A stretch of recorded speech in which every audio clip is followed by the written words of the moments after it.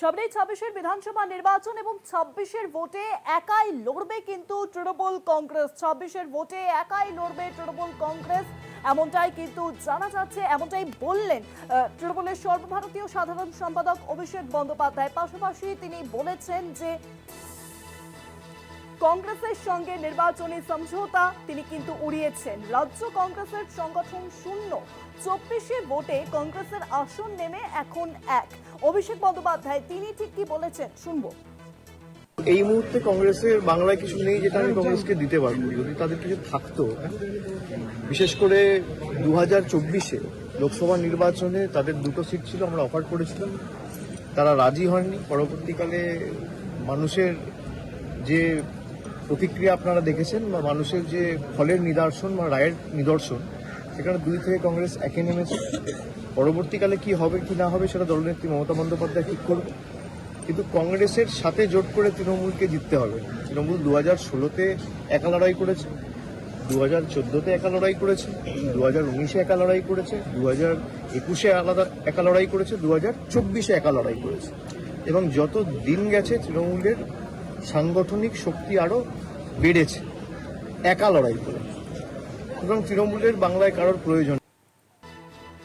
আর বিস্তারিত জানাবেন এই বিষয়ে ফোন লাইনের সঙ্গে রয়েছেন প্রতিনিধি দেবাশিস সেনগুপ্ত। দেবাশিস, 26-এর ভোটে একাই লড়বে তৃণমূল, স্পষ্ট বার্তা কিন্তু অভিষেক বন্দ্যোপাধ্যায়। বেশ কিছু ক্ষেত্রে দেখা গেছে যে যখন সাংবাদিক সম্মেলন করছিল অভিষেক বন্দ্যোপাধ্যায়, সেই সময় প্রশ্ন উঠে আসে যে কংগ্রেসের সঙ্গে জোট প্রসঙ্গে, এবং সেই প্রসঙ্গে তিনি সে উল্লেখ করে পরিষ্কার বলেছেন যে দল যখন কোনো সিদ্ধান্ত নেবে সেটা জানতে পারবেন আপনারা। আপাতত বাংলার বুকে কংগ্রেসের এমন কিছু নেই যা আমাদের প্রয়োজন, আমরা তাদের দিতে পারি। 2024 সালের লোকসভা নির্বাচনে তাদেরকে দুটো আসন ছিল। আমরা একটি প্রস্তাব দিয়েছিলাম, তারা প্রত্যাখ্যান করেছিল, এবং সেই প্রত্যাখ্যানের পরে সেটা তাদের আসন সংখ্যা নেমে এসেছে একটি। এরপর কি হবে তা সম্পূর্ণভাবে মুখ্যমন্ত্রী মমতা বন্দ্যোপাধ্যায়ের সিদ্ধান্তের উপর নির্ভর করবে। জয়ের জন্য তৃণমূল কংগ্রেসকে প্রয়োজন নেই, একটা স্পষ্ট বার্তা দিয়েছেন অভিষেক বন্দ্যোপাধ্যায়। এছাড়াও তিনি উল্লেখ করেছেন যে আমরা 2014, 2016, 2019, 2021 এবং 2024 সালে নিজেদের শক্তিতেই লড়াই করে জিতেছি, এবং প্রতিটি নির্বাচনের সাথে আমরাও শক্তিশালী হয়েছি।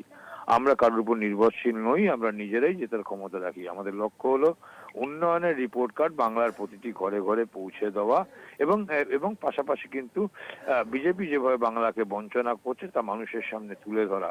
অর্থাৎ একটা বিষয় স্পষ্ট করেছে যে বাংলার উন্নয়নকে সামনে হাতিয়ার করে তৃণমূল কংগ্রেস যে আগামী দিনে নির্বাচনে লড়বে, এবং সেক্ষেত্রে জোট ছাড়াই তারা লড়বে, একক শক্তিতেই তারা লড়বে। কেন, তারা যথেষ্ট শক্তিশালী, তারা কিন্তু স্পষ্টভাবে সরাসরি না বললেও কিন্তু অভিষেক বন্দ্যোপাধ্যায় তৃণমূল কংগ্রেসের সর্বভারতীয় সাধারণ সম্পাদক তিনি স্পষ্ট করে দিয়েছেন, এবং যদিও পুরো বিষয়টা তিনি সেরে রেখেছেন যে মুখ্যমন্ত্রী মমতা বন্দ্যোপাধ্যায়ের উপর নির্ভর, কিন্তু তার স্পষ্টবার্তা জেতার জন্য তিনি পশ্চিমবঙ্গে বা বাংলায় জেতার জন্য কংগ্রেসকে কোনো প্রয়োজন নেই, একক শক্তি তারা এর আগেও জিতেছে, আবারও তারা জিততে পারেন। অনেক ধন্যবাদ দেবাশিস। ফোন লাইনের সঙ্গে ছিলেন প্রতিনিধি দেবাশিস সেনগুপ্ত। 26-এর ভোটে একাই লড়বে তৃণমূল কংগ্রেস। কংগ্রেসের সঙ্গে যে নির্বাচনী সমঝোতার আভাস মিলছিল, সেই নির্বাচনী সমঝোতা ওড়ালেন অভিষেক বন্দ্যোপাধ্যায়।